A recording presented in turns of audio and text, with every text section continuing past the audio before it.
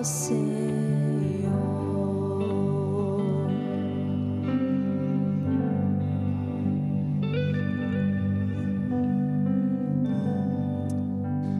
Aleluia, aleluia, louvado seja o nome do Senhor.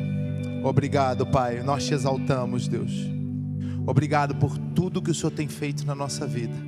Recebe a nossa adoração e derrama agora, Pai amado, o teu ensinamento sobre a nossa vida. Que nós saiamos daqui cheios, Deus Todo-Poderoso, renovados, orientados, guiados, Deus Todo-Poderoso, pelo teu Santo Espírito. Em nome de Jesus, amém. Tome o seu lugar em nome de Jesus. Aleluia, louvado seja o Senhor. Eu quero já te pedir para abrir a sua Bíblia. Pega aí a sua Bíblia e já abre no livro de Mateus. Eu quero ler 2 textos. E eu quero falar sobre um assunto que pode te impedir de ter o romper que o pastor Gessé acabou de ministrar sobre a sua vida. O pastor Gessé acabou de te dizer assim: abra sua boca, declara, fala qual é a área para Deus que você precisa de um romper. E pela fé, eu creio que o que aconteceu aqui não foi algo aleatório, não foi algo que não foi registrado no mundo espiritual. Foi? Eu creio que foi. Mas eu quero falar sobre algo que pode te atrapalhar nesse processo. Algo que pode te impedir de ter esse romper que você tanto precisa em alguma área da sua vida. Seja na área sentimental, seja na área espiritual, financeira, seja na sua família, seja na saúde física, na saúde da sua mente, seja em qualquer área. O que você precisa pode ser atrapalhado se você não entender isso que eu vou falar aqui hoje. Eu vou falar sobre perdão. Amém? E eu quero que você abra a sua Bíblia em 2 textos. Primeiramente, Mateus 6, do versículo 9 ao 15. Mateus, capítulo de número 6. Evangelho do Senhor Jesus Cristo, escrito por Mateus, capítulo de número 6, do versículo 9 ao 15. Depois nós vamos ler também Mateus, só que no capítulo 18, tá? Mateus, capítulo de número 6, do versículo 9 ao 15.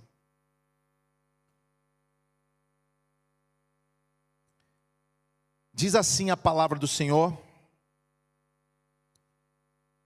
vocês orem assim: Pai nosso que está nos céus, santificado seja o teu nome. Venha o teu reino, seja feita a tua vontade, assim na terra como no céu. Dá-nos hoje o nosso pão de cada dia. Perdoa as nossas dívidas, assim como perdoamos aos nossos devedores. Guardem esse pedacinho. Assim como perdoamos os nossos devedores. E não nos deixes cair em tentação, mas livra-nos do mal, porque teu é o reino, o poder e a glória para sempre. Amém.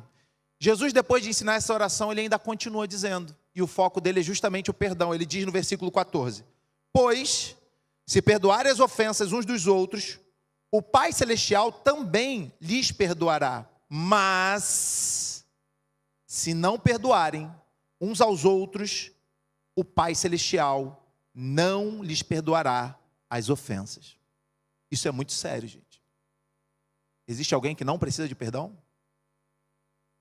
Todos nós precisamos, amém?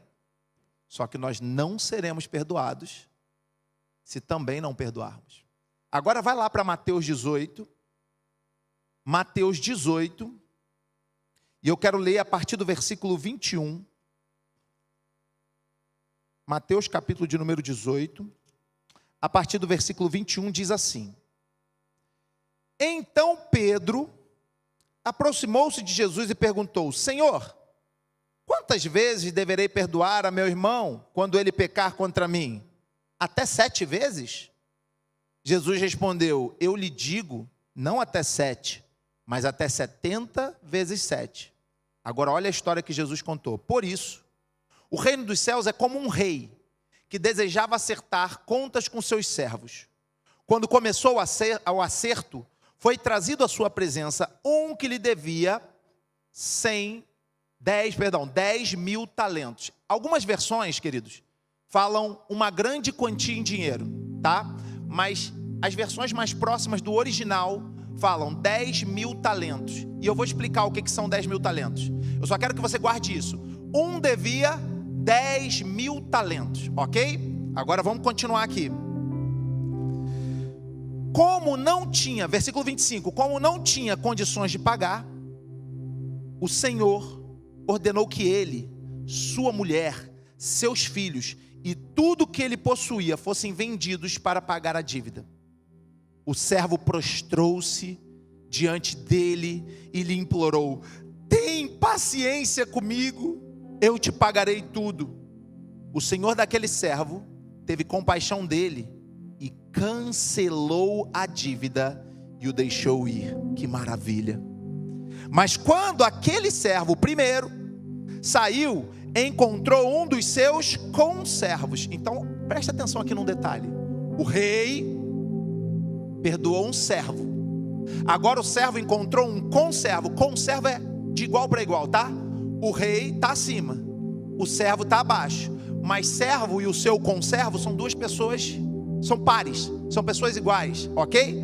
Ele encontrou então o seu conservo. Deixa eu achar aqui. Aqui, aquele servo saiu e encontrou o seu conservo, que lhe devia 100 denários. Você guardou a dívida do primeiro? 10 mil talentos. Eu vou explicar o que é isso. O outro devia a ele 100 denários. Eu também vou explicar o que é. Agarrou-o e começou a sufocá-lo, dizendo: pague-me o que me deve.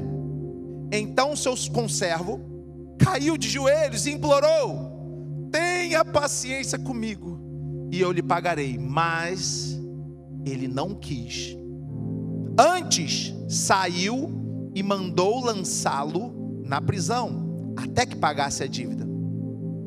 Quando os outros servos, companheiros dele, viram o que havia acontecido, ficaram muito tristes e foram contar ao seu senhor, ao rei, tudo o que havia acontecido. Então o senhor chamou o servo e lhe disse: servo mau, cancelei toda a sua dívida porque você me implorou. Você não devia ter tido misericórdia do seu conservo, como eu tive de você? Irado, seu senhor entregou-o aos torturadores, até que pagasse tudo o que devia. Assim também, olha isso, assim também lhes fará meu Pai Celestial, se cada um de vocês não perdoar de coração a seu irmão. Eu lembro que uma vez eu comecei a ler um livro chamado A Essência do Cristianismo Autêntico, de C.S. Lewis. E o C.S. Lewis, ele usou uma palavra no inglês, porque o livro originalmente foi escrito em inglês, que é a palavra que hoje nós tratamos como cavalheiro, né? Quando o cara fala ladies and gentlemen, né? Damas e cavalheiros, tal. Essa palavra gentleman, ela no original não significava cavalheiro. O que é um cavalheiro hoje? Uma pessoa que abre a porta, uma pessoa que é educada, uma pessoa polida, uma pessoa que fala bem, né? Isso é um cavalheiro. Mas o original dessa palavra, gentleman, ela não é uma pessoa polida. Ela significava alguém que tem terras, posses, nobreza, e a sua família é tão nobre que tem um brasão, tem um escudo. Então só era chamado de gentleman quem tivesse um brasão, terras, posses e fosse da nobreza. Só que começou a virar um elogio. Você é um gentleman, hein? E deixou de ter o sentido original da palavra. E hoje se perdeu por completo. Ninguém mais, quando fala você é um gentleman, ninguém diz assim: você é uma pessoa que tem posse, que tem terra, sua família é nobre e você tem um brasão da família. Ninguém diz isso. Se perdeu o sentido original da palavra. Hoje em dia é uma pessoa, poxa, né, cavalheiro, legal, não, bonitinho, tal, fala bem. Hoje perdeu. E o C.S. Lewis, o escritor desse livro, A Essência do Cristianismo Autêntico, ele falava assim: eu temo que aconteça o mesmo com a palavra cristão. Porque quando as pessoas começaram a ser chamadas de cristão, o que é um cristão? Cristão é um discípulo imitador de Jesus Cristo. É um imitador de Jesus Cristo. Só que aquelas pessoas levavam tão a sério o ser discípulo de Cristo, aqueles primeiros cristãos levavam tão a sério ser imitador de Cristo, que começaram a falar assim: não mataram aquele cara? Como é que tem um monte dele aí, multiplicou? Todo mundo fala igual ele, todo mundo age igual ele, todo mundo tem a autoridade dele, todo mundo vive a vida que ele vivia, porque os caras imitavam Jesus. E aí começaram a chamar de cristãos como uma espécie de ofensa. A palavra cristão, na verdade, era uma ofensa no início. Era tipo assim, vai lá o imitador de Jesus, vai lá o imitador de Cristo, vai lá o cristãozinho, vai lá ele. Era mais ou menos isso. E eles se orgulhavam disso. Quando alguém falava que ele era imitador de Jesus, falavam: opa, tá funcionando, tá fluindo. E aí os caras iam para leões, cruz, chicotada, eram humilhados, separados da própria família, por amor a Cristo. E eles faziam tudo que Jesus ensinava a fazer.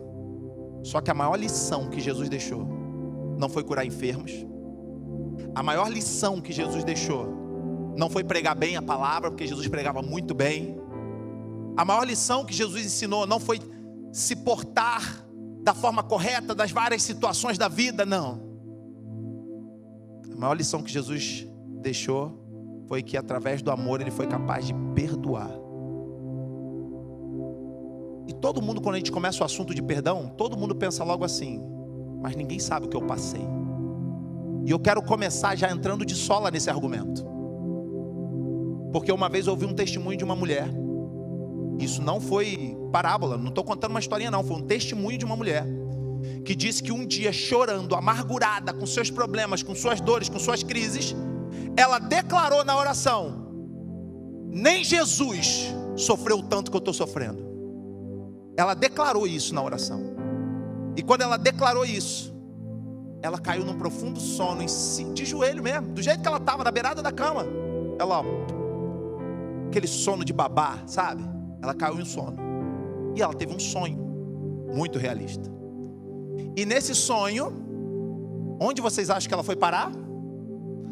A maioria das pessoas, quando eu faço essa pergunta, fala assim: ela foi parar na cruz, né? Para assistir a dor de Jesus. Mas ninguém é digno de estar lá, não. O que Jesus fez na cruz, ninguém era digno de fazer. Sabe onde ela estava? Essa mulher, no meio do sonho dela, ela estava esbravejando. Ela mesmo se via espumando, saindo cuspe, enquanto ela gritava: crucifica! Crucifica! Ela estava no meio da multidão. Ela estava dando ordens de que Jesus fosse crucificado. Jesus mostrou para ela qual era o lugarzinho dela. Ela não estava na cruz sofrendo. Quem estava na cruz era Jesus, que é o tal. Ela, eu, você, nós estávamos: crucifica! Era ali que a gente estava. Vocês estão entendendo isso? Jesus fez aquela mulher acordar, totalmente arrependida de ter cogitado alguma vez na vida dela que o sofrimento dela poderia ter sido maior que o de Jesus. Ninguém foi mais traído do que Jesus. Sabe por quê? Jesus é traído desde Adão e vai ser traído até o último ser humano que ainda vai nascer nessa terra. Ninguém é mais humilhado do que Jesus. Ninguém é mais maltratado do que Jesus. Ninguém sofreu o que Jesus sofreu, e ninguém sabe o que Deus sofre quando Ele olha para toda a maldade na face da terra, sendo Ele o doador da vida para essas pessoas. Ele é traído todos os dias. Então a dor maior é a de Jesus, e Ele ensinou a perdoar. E quando Jesus estava ensinando a perdoar, Ele contou essa história, essa parábola. Um rei tinha um servo que devia 10.000 talentos. E esse servo tinha um amigo que devia a ele 100 denários. Agora eu quero te mostrar que esse cara que devia 10.000 talentos sou eu e você. E o cara que deve 100 denários é qualquer irmão que faça qualquer coisa com a gente, seja ela pior que seja. Tá? Então veja bem, eu sou o cara que devo ao rei 10.000 talentos. E os meus irmãos, qualquer pecado que cometam comigo, estão me devendo 100 denários. Agora eu quero mostrar para vocês. Eu pedi para o meu amigo Levi. Dá para colocar aí, Levi? Eu quero mostrar o que é 10.000 talentos e 100 denários para vocês. Coloca aí na tela, meu amigo, para eu mostrar para o pessoal. 10.000 talentos.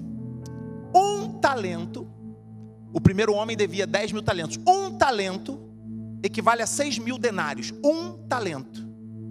Um denário, só para vocês entenderem, era a diária de um trabalhador da época. Aquele trabalhador que ia para a colheita, que usava foice, que voltava suado, todo sujo. Esse trabalhador, depois de um dia de trabalho, ganhava um denário. Era uma moedinha de prata. Ganhava um denário. O primeiro devia 10 mil talentos. Um talento equivale a 6 mil denários. E 10 mil talentos equivale a 60 milhões de denários. Agora, olha bem. Se um denário é um dia de trabalho, para saldar a sua dívida com o rei, aquele cara tinha que trabalhar 60 milhões de dias. Dividido por 365 dá 164 mil anos e 164.383 anos. Quem foi o cara que mais viveu na face da terra? Quem lembra? Matusalém. 969 anos. Matusalém a gente teria que primeiro acreditar na reencarnação, primeiro de tudo, e depois a gente teria que reencarnar 164.383 vezes, se fosse possível isso, para poder pagar uma dívida. Isso Matusalém, tá? O Matusalém que viveu quase 1000. Eu te faço uma pergunta: essa dívida, se trabalhar, você trabalharmos 164 mil anos, é uma dívida pagável? Claro que não. A dívida que foi perdoada daquele cara era uma dívida impagável. Vocês estão entendendo isso? A questão que eu quero mostrar, quando Jesus usa 10 mil talentos, Jesus não está usando à toa. Jesus não, deixa eu ver aqui, ele devia 10 mil talentos. Jesus não falou assim não. Jesus usou 10 mil talentos para todo mundo, quando ouvir, falar assim: eita, isso é uma dívida impagável. Agora o segundo homem, coloca aí, meu amigo.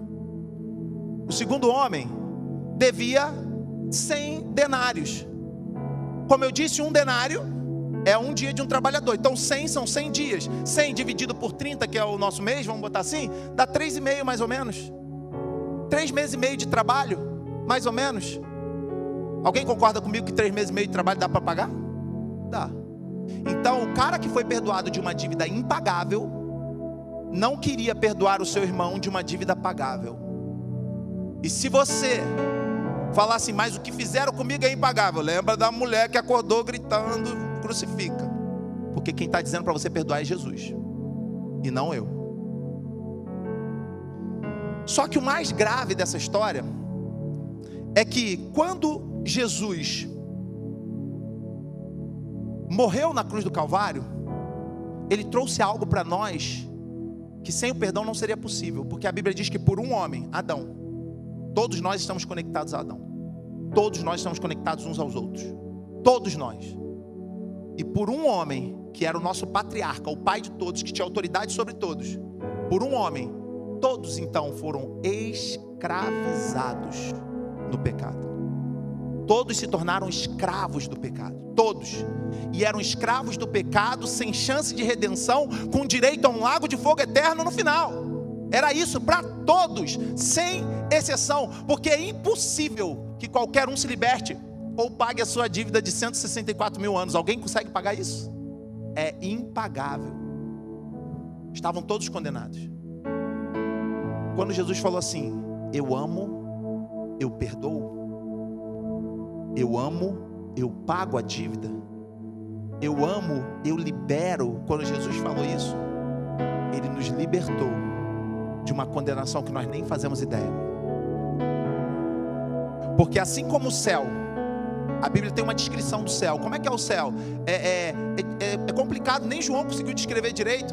O céu é aquilo que... A melhor descrição para mim é aquela que diz assim: é aquilo que o olho não viu, o ouvido não ouviu e nem chegou ao entendimento humano. Ninguém consegue imaginar o que de fato é o céu.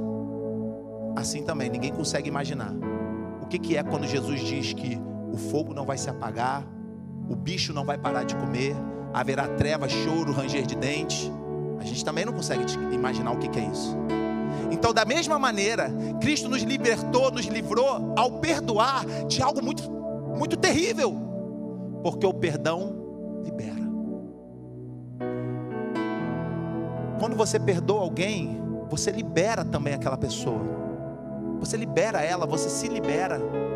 E Jesus deixou bem claro: se vocês não perdoarem as dívidas dos seus irmãos, vocês também não serão perdoados. Gente, isso é muito sério. Isso é muito sério. Porque eu não quero estar naquele grupo que vai falar no dia do juízo: Senhor, em teu nome eu fiz isso. Eram pessoas que em nome de Jesus pregavam, em nome de Jesus expulsavam demônios, em nome de Jesus curavam enfermos, ministravam, faziam, aconteciam, diziam para todo mundo que eram cristãos, mas no final das contas não perdoavam. Se não perdoavam, tudo que eles faziam deu em nada. Vocês entenderam isso? O pastor Gessé ministrou sobre um romper, sobre um destravar. E se você entender isso que foi falado aqui agora, esse romper vai acontecer. Fica de pé em nome de Jesus. Fica de pé em nome de Jesus.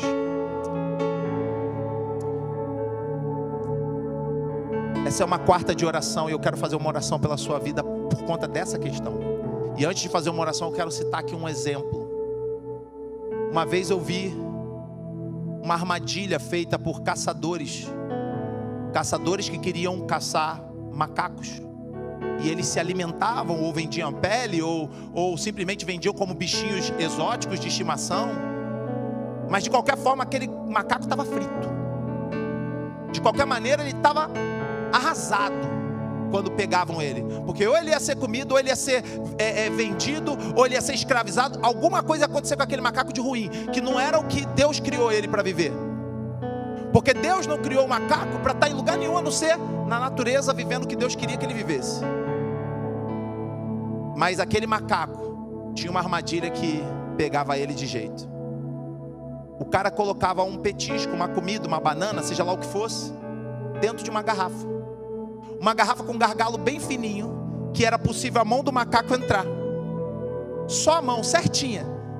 Só que quando o macaco botava a mão lá dentro e pegava aquele petisco, o formato da mão com o petisco não permitia que ele soltasse, que ele saísse. A mão não saía mais. E incrivelmente, o macaco era pego, mas não soltava o petisco.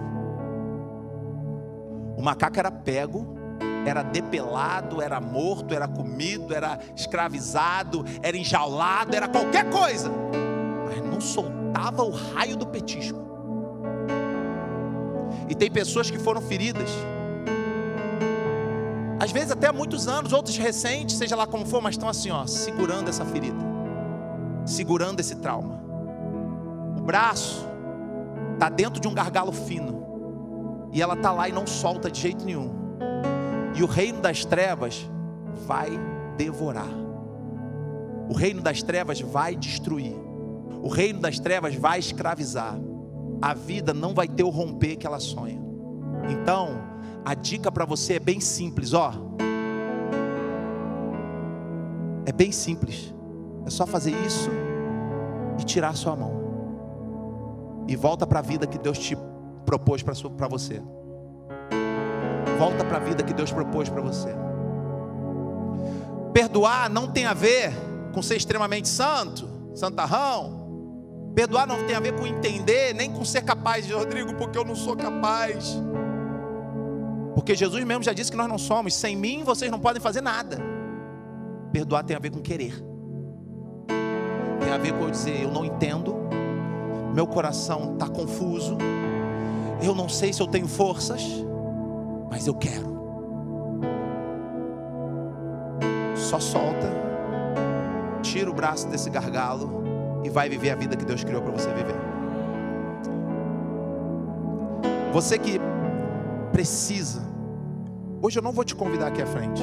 Eu adoro quando os irmãos vêm aqui, os pastores intercedem, clamam, eu amo esse momento. Mas hoje eu não vou te convidar. Eu só quero que você aí no seu lugar, nos seus pensamentos, Deus conhece teus pensamentos, declara, Deus, eu quero. Eu não entendo, eu não sei como é que isso vai ser, mas eu quero soltar isso e viver a vida que o Senhor tem para mim. Meu Pai, obrigado, Deus, porque a Tua palavra, ela verdadeiramente nos liberta. Nós, às vezes, nos tornamos escravos de tantas coisas, mas a Tua palavra verdadeiramente nos liberta. E eu sei que essa palavra entrou em muitos corações aqui essa noite. E eu quero pedir, ó Pai amado, que cada oração que está sendo feita agora por essas pessoas seja escutada pelo Senhor, seja anotada no Teu reino, seja tratada pelo Espírito Santo.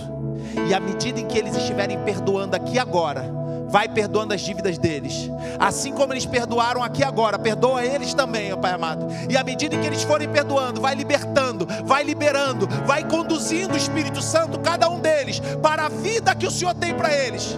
Que eles saiam da vida miserável, que eles saiam da vida pequena, que eles saiam da vida limitada e sejam guiados pelo Espírito Santo para a vida, Deus, que o Senhor tem para ele. Eu peço, Pai, por todos nós, pelo Teu povo, tenha misericórdia de nós. Às vezes permitimos que as emoções, às vezes permitimos que a alma domine, mas que o Teu Espírito domine sobre nós, que o Teu Espírito venha sobre nós e nos liberte de tudo, até das nossas ignorâncias, dos nossos traumas. Cura tudo, Jesus, trata tudo agora nesse momento, em nome de Jesus. Visita feridas, Pai, profundas, que estão putrefadas, que estão velhas, envelhecidas, já de muito tempo. Visita também, Pai amado, feridas novas, que aconteceram há pouco tempo, mas trata tudo, Deus, em nome de Jesus, em nome de Jesus. À medida em que cada irmão for declarando: eu perdoo, eu quero perdoar, eu perdoo ele, eu perdoo ela, Pai amado, também cura e liberta, em nome de Jesus. Cura e liberta, em nome de Jesus. Derrama a Tua graça, derrama o Teu poder, em nome de Jesus. Amém. Glória a Deus. Deus abençoe vocês. Aleluia, aleluia. Continue orando. Obrigado pela Tua graça, Senhor. Obrigado